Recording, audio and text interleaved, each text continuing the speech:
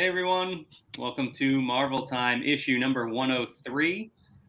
I am Mac, that is Benji. Hey, I got the point the right direction. It only took 103 episodes to get it right. We are going to discuss some of the latest Marvel news as well as Marvel comics. And let's get started with Strange number 9. We've been kind of back and forth on this series, I think. What did you think of this one?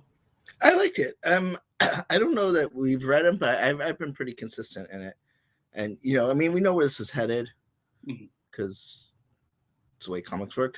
But no, I think it's good to have Steven back and kind of trying to establish this relationship with Clea. It happened a lot faster than I thought. I thought it would last longer than 9 issues, or he's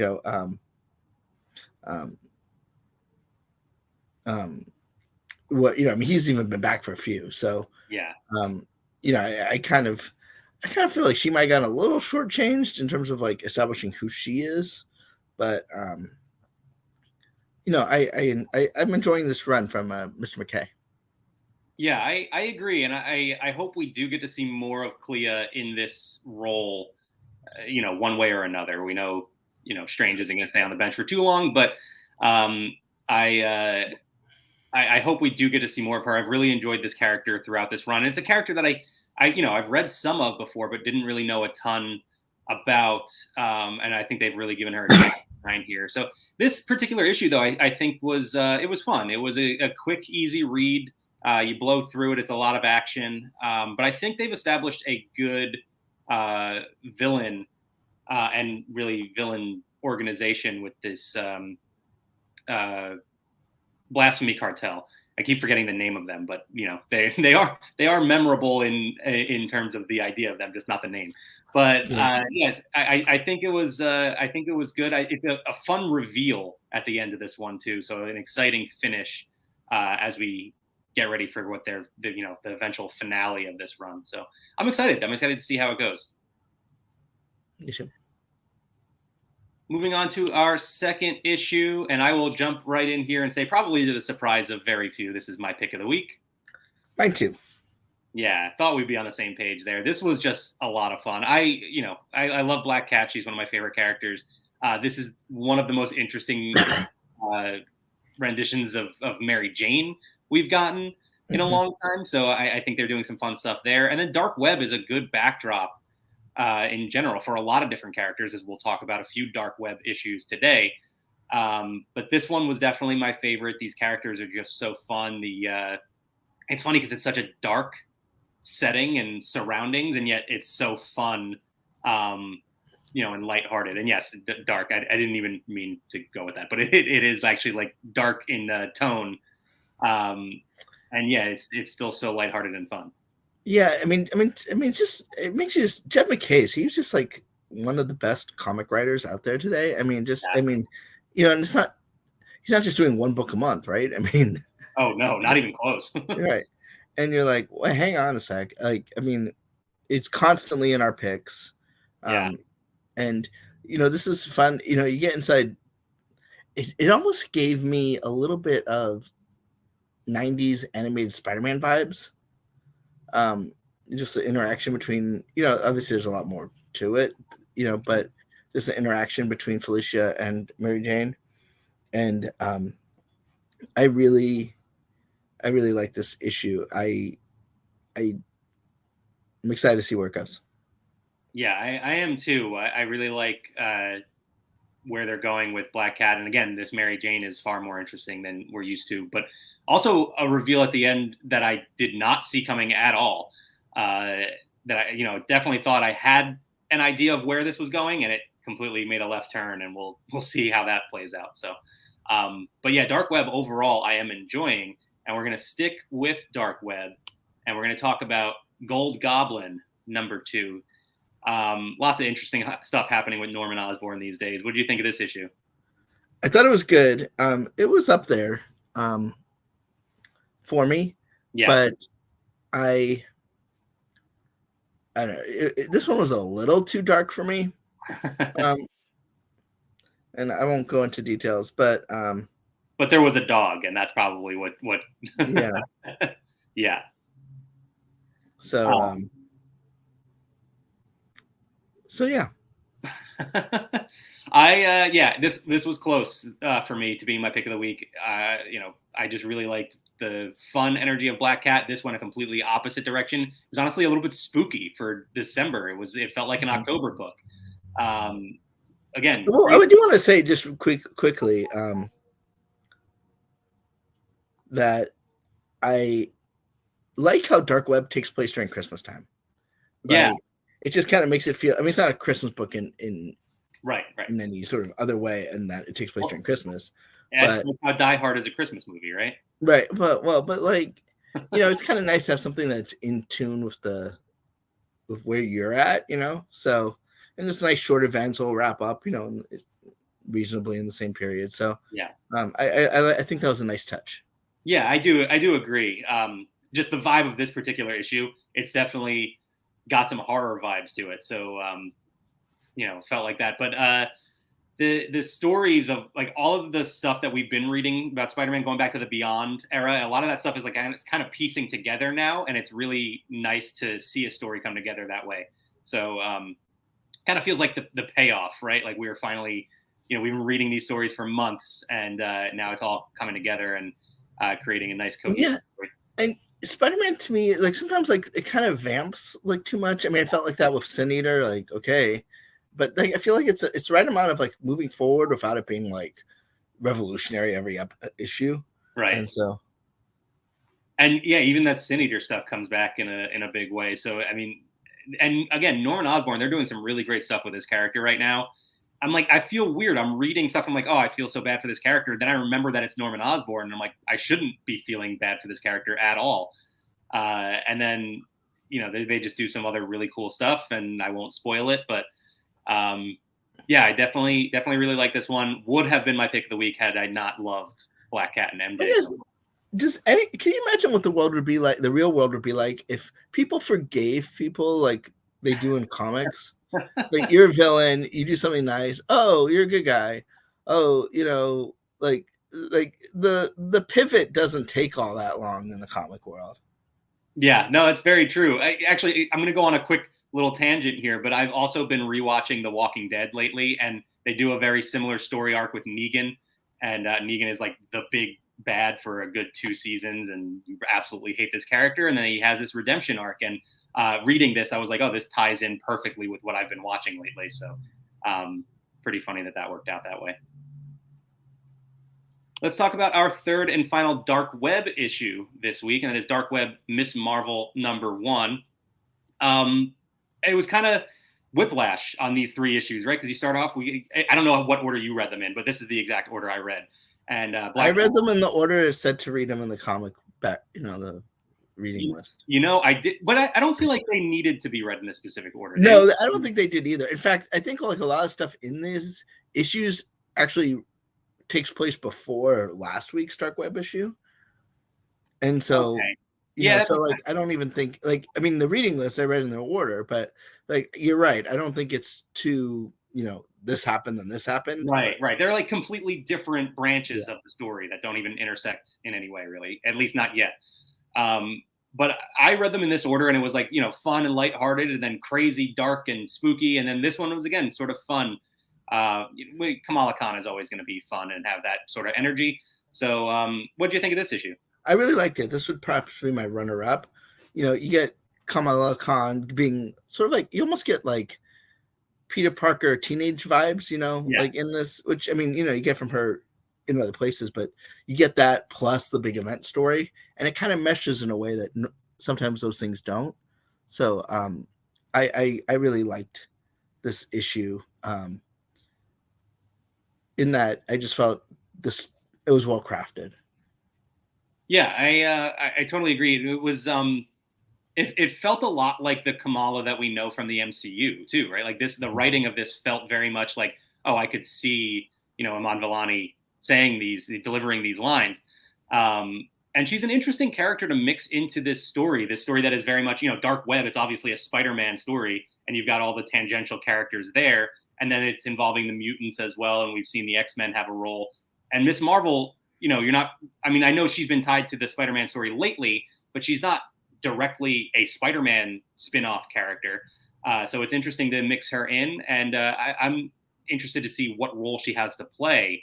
They kind of set the stage for that, but don't really give us too big of a role for her. So I'm interested to see how that goes.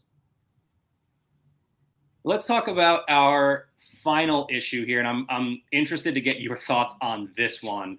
Avengers Forever. We've been talking about this series, this big climactic event for the Avengers, and it comes to a head here, but then, still we're not quite at the end just yet. So big, giant, oversized battle, feels a little bit like Avengers Endgame, but on a bigger scale, if you can imagine that. And what do you think? It breaks my heart to say this because I love Jason Aaron, but I did not like this issue. And not, it would be easy to just say it was epic and, too many characters and stuff, which isn't really my concern. I just felt like there was no through plot. And it was, it was just sort of vignettes of characters you don't particularly care about. We've been introduced to these characters. This title was, I think, really good when it was like, one sort of variant, and you kind of learn their story, and then, but you're getting all these sort of like big epic showdowns. Like, I've been invested in these characters for years, and I just met them like 3 months ago, right? And it just seems a little phony. And there's so many of them, it's hard to get too wrapped up in any one. Because it's not like, I mean, if you go back to, obviously different medium, but if you go to Endgame, it's like, okay, these guys show up. I know them. I've spent, a movie, which is a lot more time than a comic book, getting to know at least them, right? Or, years in many cases, and decade, in some. And this one, it's just like, it wasn't the prime Avengers that were the focus of this, which is fine, but then you really got to focus down to what story you're trying to tell here. It's not just Ghost Rider versus Ghost Rider for 10 seconds and then, some other Phoenix thing. Like, it was just sort of all over the place. And, Avengers is inherently a big book in that there's a lot of characters because it's the Avengers, but just, it doesn't need to be this chock full. I would have slowed this down a lot. Yeah, I absolutely agree. And on top of everything you said too, you're dealing with all these characters, and yet it's all the same character, right? Like, look at this cover; they're all Captain America. Or at least I guess there's some Carol Danvers mixed in there in the background, but you have this big army, and it's all just different variations of Captain America. So if one Captain America was to be killed off, it's not like, that's not our Captain America. It's not the one we've been following. It's not the one we care about. It's the stakes feel, simultaneously huge because this is the war for all reality, and yet we don't care about the characters. So it feels like there's no stakes at all. And then, well, that's like, can't keep them straight in that, like, sure, yeah, we've been, over the decades, we've been introduced to like 5 million Captain Americas, but like, which one is this one? And, you're not going to go back and read, the way comics, maybe if it was a trade where I was reading kind of consistently, sure, but that's not the way we're doing it. And I don't know, like, I'm not going to remember every detail about every Captain America, like all these characters. I get the basic one. We know some others, we know some of it, but I'm not going to know every Captain America, so I can't care about every Captain America. Yeah. And it just sort of seems almost pointless in a weird way. Yeah, no, I totally agree. There are some cool action panels. There's some fun action throughout this. I don't know, 75% of the book, and that's part of what my problem is, though, too, is that they really start telling the story after they are showing you this whole battle going on outside. They get inside and focus more on the Tony Stark, that is Ant-Man, that we've been following in Avengers Forever. But we start getting into that story, and I checked what page I'm on, and I'm on page 15, and it's like a 23-page book. And, we're almost at the end. And so it kind of flies by, and then they start telling the story. So it was kind of, I don't know, it was just a little bit messy. I know we're gearing up for the end of this story here soon. So I guess it makes sense setting that up, but I would have liked to see more of a narrative as opposed to like we said, these characters that we don't really know anything about or really care about. So, but I am excited to get to the end of Avengers Forever, mostly because of the time invested in it. They did create some cool characters for this story, so I am interested to see the end of their story. Yeah, and I mean, I think it's been so long, from Avengers 1000 BC or whatever, and it's like I those guys I remember, but I don't know that they're in, like that's sort of the problem. So once this all shakes out, I think it will have created a lot of good characters, a lot of good movement in the storyline. But this was a little bit of a mess of an issue. Yeah. All right, let's jump into some Marvel news from the past week. And I think just yesterday we learned about this the Fandango, the annual poll for what fans are looking forward to in the next year. And Guardians of the Galaxy Volume 3 voted the #1 most anticipated blockbuster of 2023. Before I go through the rest of the list, Benji, what's your most anticipated movie next year? Wish. Not a Marvel movie. Wait, what? What movie was that? Wish. From I'm not even Disney sure. Animation. Oh, yes. Okay, got it. All right, not what I expected. I mean, because obviously I'm looking forward to Quantumania, and part of the issue is I mean, this is a very long conversation, but is there too much Marvel? Like, it all kind of bleeds together now. And I mean, now we're getting a little bit of a break until Quantumania. But, I'm still in, maybe in January I'll change my tune. But I was going to say, I think by the beginning of February, we're all going to be itching for that. And I'm excited to see it. Mm-hmm. But I guess it's just the buildup is gone. And sure. So, whereas especially coming into Disney 100, I'm kind of in a Disney mood. I mean, I love Marvel, but like, this isn't, an end of a saga or anything. This is just another, it's another installment. Yeah. We also get the Marvels, which I've seen nothing from, right? Right. Except, some stuff at D23. And is there another one next year? Guardians of the Galaxy Volume 3. Well, yeah, there's Guardians, there's Ant-Man, there's the Marvels. Then we got, series and things on Disney Plus.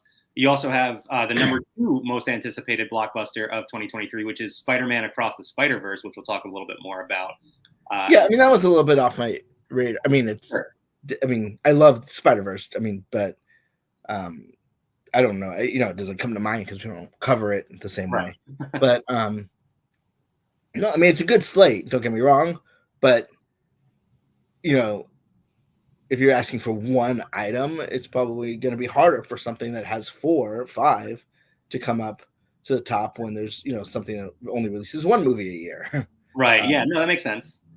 It is funny though. You bring up the question: is there too much Marvel? And there's the conversation has been happening a lot of people kind of getting fatigued with all the Marvel projects and everything. But you look at this list of most anticipated movies for next year, and the top 3 spots are all held by Marvel. It's Guardians Volume 3. Across the Spider-Verse, and then #3 is Ant-Man and the Wasp: Quantumania. Disney does hold 4 of the 5 most anticipated, #4 being John Wick Chapter 4, and then the 5th one is Indiana Jones and the Dial of Destiny. So lots of Disney stuff on the list for next year. There are other aspects of this survey as well. So most anticipated new performance on the big screen, the third name on the list was Jonathan Majors. Excuse me, for Ant-Man and the Wasp: Quantumania. He'll be playing Kang. Most anticipated hero, Chris Pratt as Star-Lord. It kind of surprised me, actually, as the #1 name to come up. Not Mario? Not Mario. Mario did not make the top 5. But Star-Lord is #1. Indiana Jones, #2, which I would have thought Indy probably would have beat him out. Gamora is #4, and then Ant-Man is #5. Most anticipated villain, we've got Kang the Conqueror on there as #3. Melissa McCarthy's Ursula from The Little Mermaid actually came in at #1. Across the Spider-Verse is the most anticipated family film. And then obviously the most anticipated superhero movies, Marvel is all over that, holding the top 4 spots with the Marvels being number 4, as well as the other 3 we talked about already, and then DC's Aquaman taking that 5th spot. Which is that still happening? I don't want to get into the mess that is DC right now. That's a whole other. Yeah, there's a lot going on there, but yeah, so a lot to look forward to for Marvel in 2023 for sure. Our next piece of news, speaking of, like I said, we're going to talk more about Across the Spider-Verse. They released the poster yesterday, which was exciting enough. Yeah, I know this disoriented me quite a bit as I was looking through it yesterday with Miles hanging upside down. But the poster was exciting, getting to look through all of the variants that you see, behind Miles. And then it got more exciting because a foreign poster was released. That is this one that you're looking at right now. It's a little bit wider than the one we saw initially. And fans, immediately started scoping out the characters. And this one right down here caught the attention of some fans. And they decided to ask producer Chris Miller on Twitter whether or not that is Spectacular Spider-Man from the very popular animated series. And he confirmed that it is. So I guess we'll be seeing that version of the character in the film.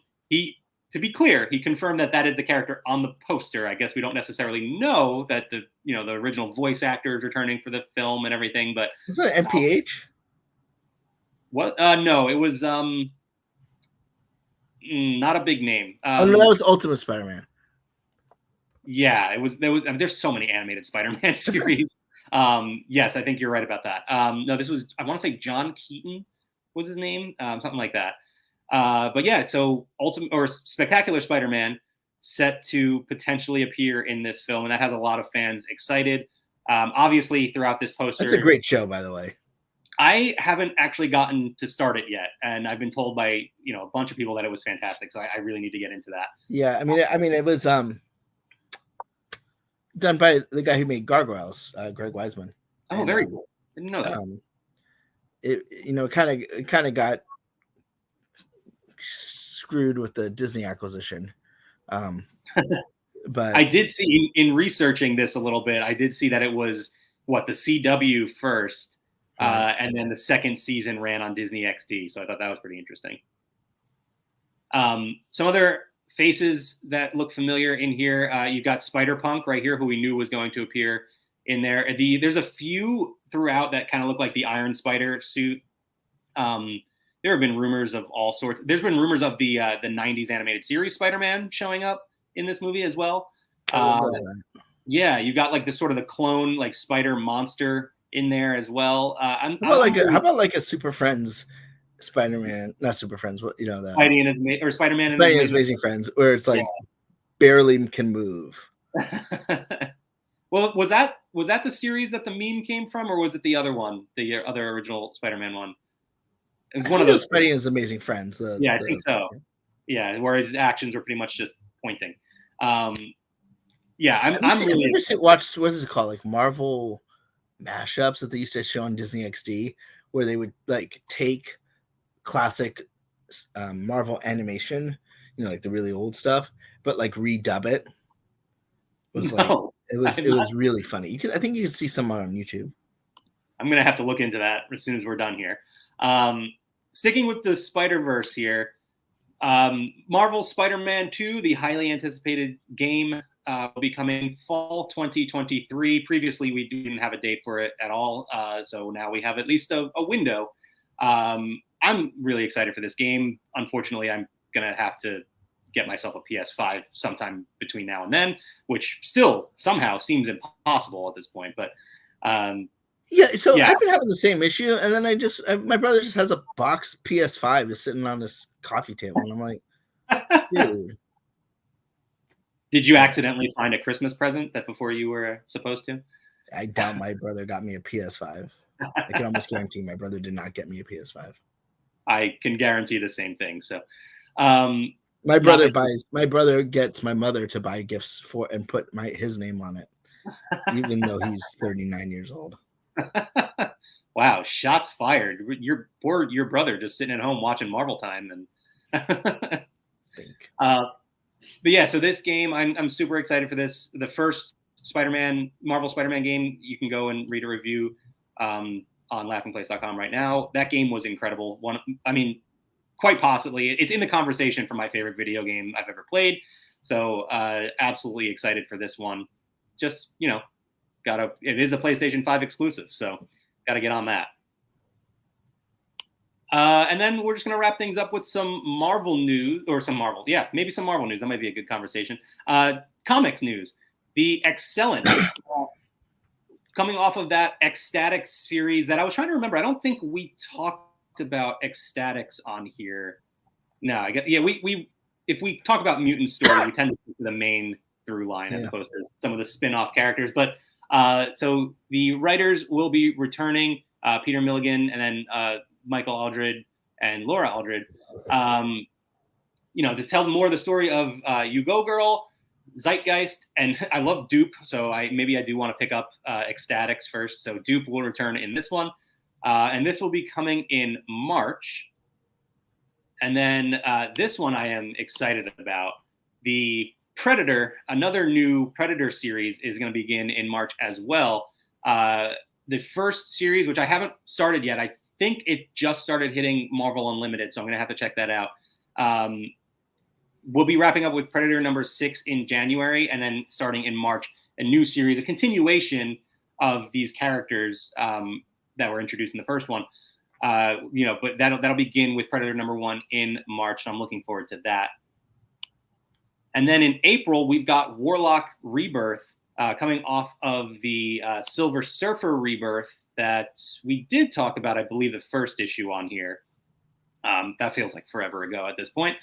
But Ron Mars and Ron Lim will return to write and draw this Adam Warlock series that'll begin with the early days of the character. So that's going to be interesting. I'm excited. Warlock's always been a really complicated character. He goes off in a lot of different directions. So I'm interested to see what story they tell from the early days of Warlock. Especially with him taking sort of a more prominent role this summer. Yeah. Yes. Yeah. It's good timing. Obviously, with that coming in May, with Guardians Volume 3 coming in May, this series beginning in April. Also, Gamora and Doctor Strange are said to have big roles in this series, so I'm interested to see. Gamora obviously fits. There's a lot of crossover there. Doctor Strange is an interesting one. I'm excited to see that. And then this news we just got today. I'm sorry. We have one more, and then I'll end on that one. We did get this one today as well, though. The Marvel Stormbreakers program, the class of 2023, has created variant covers that'll be released in March based on art movements throughout history. So how's your art history knowledge, Benji? Not as good as Michael Eisner's, but we'll see. Well, you've got Mexican muralism, Russian fairy tale art, Pinturas Negras, Art Nouveau, Surrealism, Dada pop art, and German Renaissance. So that one's definitely Mexican muralism, right? Well, the one that says pop is generally the pop art. Okay. Let's go down. Let me see if I can find the Art Nouveau one. That one looks like the Disney Wonder. This one looks like the Disney Wonder? No, the Art Nouveau one. That's the style of the Disney Wonder. Oh, gotcha. Okay. Hang on. Let me get the answer for you before we can double check after you find it. I like this Rogue Gambit and Rogue, or Rogue and Gambit #1 variant. You got this nice Spider-Gwen. I love this one. Mexican muralism one. This one is fantastic. Yeah, that one's good. Surrealism, I'm guessing. Probably, yeah. I would have to imagine that's what that one is. We got X-23. And then we've got Doctor Strange. I think that's the last one. So did you find your... Let's see. Go scroll up. Testing your I'm going to go with X-23. X-23. That is by Elena Casagrande. And that, let's see.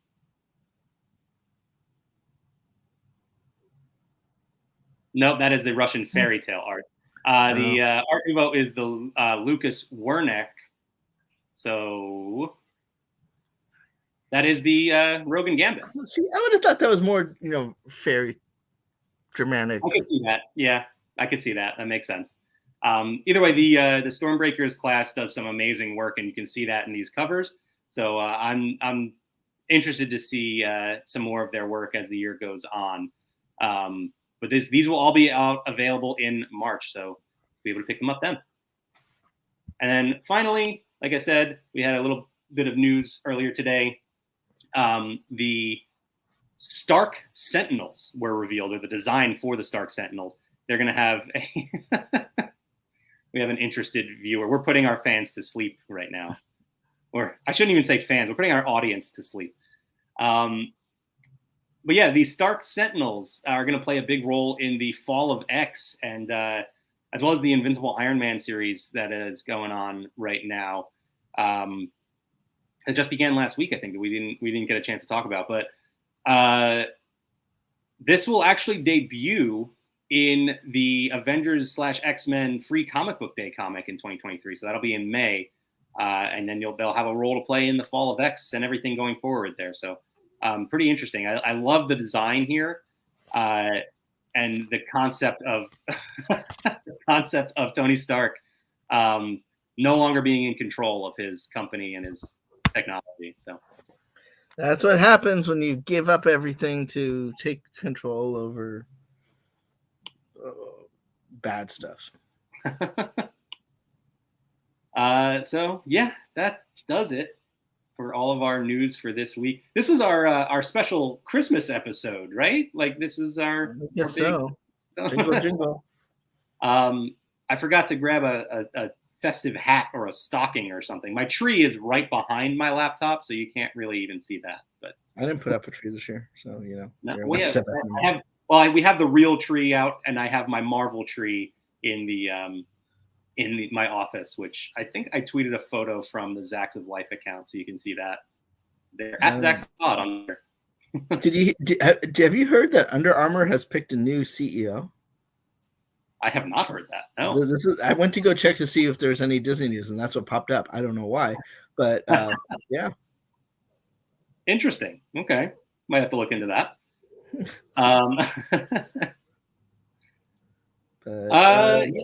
Anything else? And before we wrap things up, before we, what are your holiday plans like? Working, because I gave you all off the holiday. Well, appreciate that.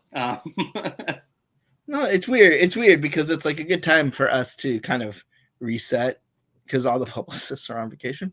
But you got, January's going to be crazy because we got the Television Critics Association. We got all this like pent up content. We've got this launch of Disney 100. So, it's like I just want to get everything organized. So that we can be ready to deal with whatever comes. Yeah, it's, and then we're just, looking forward to 2023 in general, which we kind of just laid out a lot of stuff that we have coming up, and it's a lot. It's going to be busy.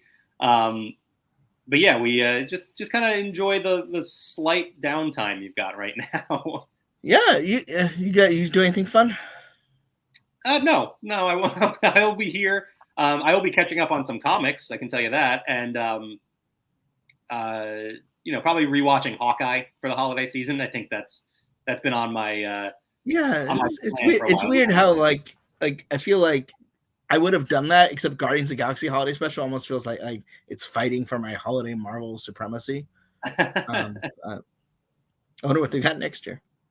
Yeah, we'll have to see if any of those special presentations followed, what they've been doing and keep giving us holiday, specials. All right. Anything else before we wrap up? No. No.